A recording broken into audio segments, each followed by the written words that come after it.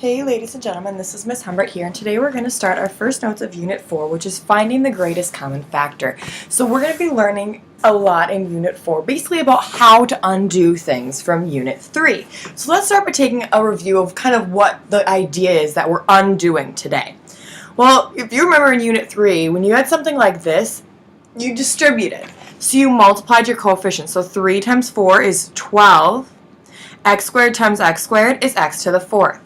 3 times negative 3 is negative 9. X squared times x to the first is x cubed. 3 times 2 is 6, and then you can go ahead and tack on that x squared. So if you remember correctly, that we wanted to make sure our answer was in standard form, so make sure that our exponents are going in descending order, which they are here.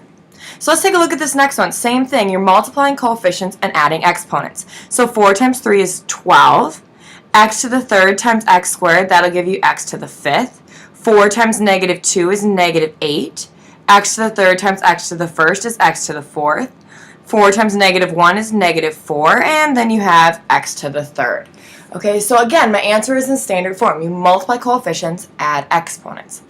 So what exactly is the greatest common factor? The GCF, which we sometimes abbreviate as, is the largest factor that can be taken out or divided out by each term. Now this part is really important. It has to be able to come out of every single term in your polynomial. Otherwise it's not the greatest common factor because it has to be able to be taken out of each term.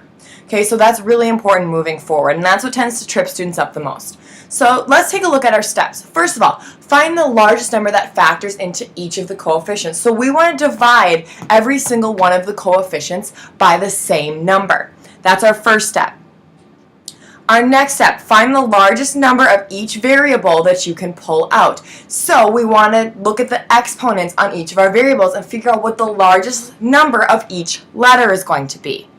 Then, once you've figured out what your GCF is, you're going to divide each of your terms by that greatest common factor. Then what you're going to do is you're going to write your new polynomial, and then you're going to have parentheses, and outside of it is going to be your greatest common factor. Alright, let's take a look at number 3. So when I first start doing this, when it seems a little confusing at first, I tell students to make out factor lists. So I'm going to write out everything that multiplies to 12. So I have 1 and 12, 2 and 6, 3 and 4. And for 16, 1 and 16, 2 and 8, and 4 and 4. So then I'm looking at these two lists, and I notice that the largest number that comes out of each list is 4. So I know that from each coefficient I can divide out of 4. Well, here I have a squared, and here I have a to the first. Well, I have to take the same amount of a's out of each term. So the smallest number of a's I have is a to the first. So that's all I can take out of each term because I can't take out more a's than I have. So now I'm going to go ahead and I'm going to divide each of these terms by 4a. So 12 divided by 4 is 3. A squared divided by a is just a. 16 divided by 4 is just 4. And then a over a is actually going to cancel out, which is good. We don't want to have an a left in each term because then we didn't pull out the greatest common factor. So this right here is your final answer. This is what we're doing today. So let's go ahead and let's take a look at number 4. So just to practice, I'm going to make out the list. Most of you can probably look at this and know what the greatest common factor can be. So 1 and 14, 2 and 7, 1 and 6, 2 and 3, 1 and 4, 2 and 2. So the largest number we can take out of each of those factor lists is 2. So our greatest common factor is 2. So here I see I have r to the third, r squared, and r to the first. Well, the most I can take out of each term is r to the first because that's my smallest number of r's. So now I'm going through and I'm dividing each of these by 2r. So I'm going to go ahead and write it out once I've done that. So I'm going to write it as multiplication. Well, 14 divided by 2 is going to be 7. And if we have 3 r's and we're dividing one away, r cubed divided by r to the first is going to give me r squared. 6 divided by 2 is 3. R squared divided by r to the first is just r. Negative 4 divided by 2 is going to give me negative 2. And then the r's will cancel. So this right here is your final answer for that greatest common factor. Next, let's take a look at number 5. So first, when we think about 5 and 30, if you still need to, you can go ahead and write out these lists. Okay, but I'm guessing most of you can look at that and say, okay, the largest number that goes into both of them is 5.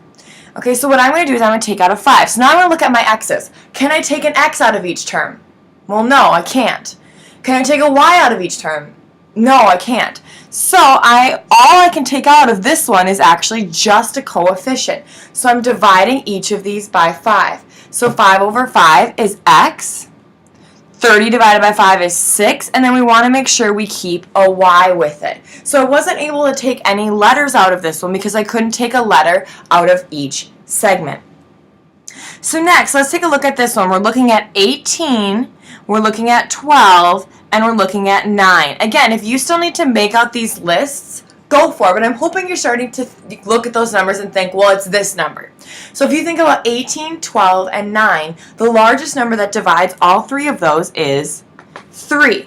So now I'm going to focus on the letter C. So I have c to the first, c squared, and c to the first. So the smallest number of c's I have is c to the first. So I can take c to the first out of each term. Then I have d squared, d to the first, d to the first. So the smallest number of d's is d to the first, so I can take out d to the first. So now what I'm going to do here is I'm going to divide each of these terms by 3cd. Dividing every term by 3cd. So 18 divided by 3 is 6. C over c is going to cancel out.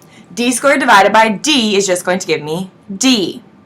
Next one, 12 divided by 3 is going to give me 4. C squared divided by c is just c, and d over d is going to cancel out. Next, 9 divided by 3 is 3. C over c cancels, d over d cancels. So that all cancels out, and we're left with 3. So this right here is our final answer. Again, make sure you have that greatest common factor multiplied on the outside. You can't just factor it out and leave this as your answer. You need to make sure that you have that on the outside as well. That's a mistake I see students making a lot on quizzes. Let's take a look at the next one. Again, don't make it harder than it is, okay? So just really focus on one part at a time. So for the first one, what divides 12, 3, and 9? Well, that's going to be 3. Okay, I can handle that. So 3 divides 12, 3, and 9. So now I'm going to focus on my x's. I have x squared, x to the 4th, and x to the 7th. Well, the smallest number of exponents I have is x squared. So that means I can take an x squared out of each term. If it'll let me.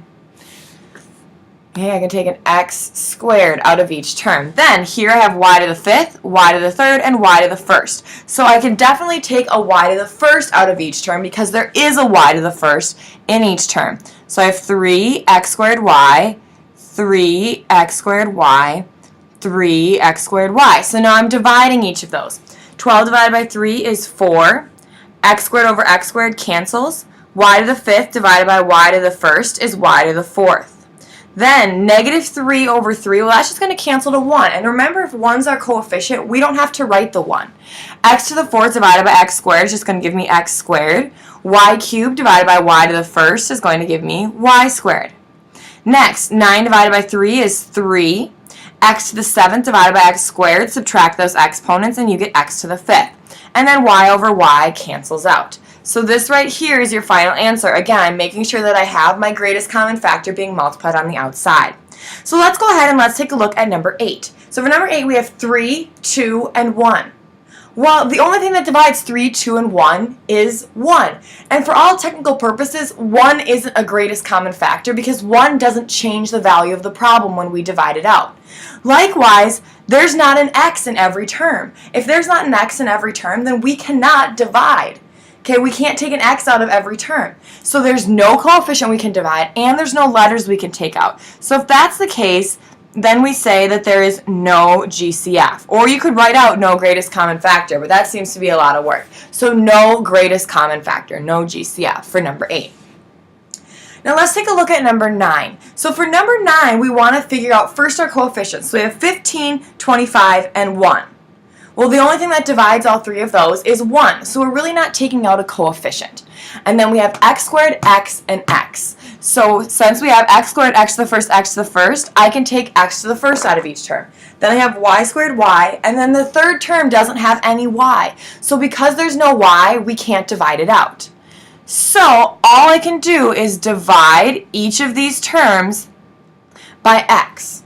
So then I have 15. X squared divided by x is just x, and then you have y squared, and then you have 25, and x over x cancels out, and you're left with y. Now here's where students make the most mistakes. They see x over x, and they assume that it cancels out to 0, so they don't write a third term. Well, think of it this way. What's 3 divided by 3? What's 2 divided by 2? All of that is 1. So x divided by x is also 1. So if you have something like this, make sure you write it as 1. It's not 0. Okay, whoops. So this right here is your final answer for number 9. Now let's take a look at number 10, sorry. So we have 8, we have 6, we have 12, we have 9. Well, 8, 6, and 12 can all be divisible by 2, but 9 can't be. 6, 12, and 9 can be divisible by 3, but 8 can't be. So there's no number except for 1 that divides each of those. So then, because of that, we can't really take out a greatest common factor for a number. Let's take a look at our letters. Well, I see that 2 of my terms have an A, but not all of them do, so I can't take out an A. I see that 2 of my terms have an X, but not all of them do, so I can't take out an X. So this one is actually no GCF. So there's no greatest common factor for that one. Alright, so that concludes your note video today. So go ahead and please make sure you take that Schoology quiz when you are done. Thanks for listening.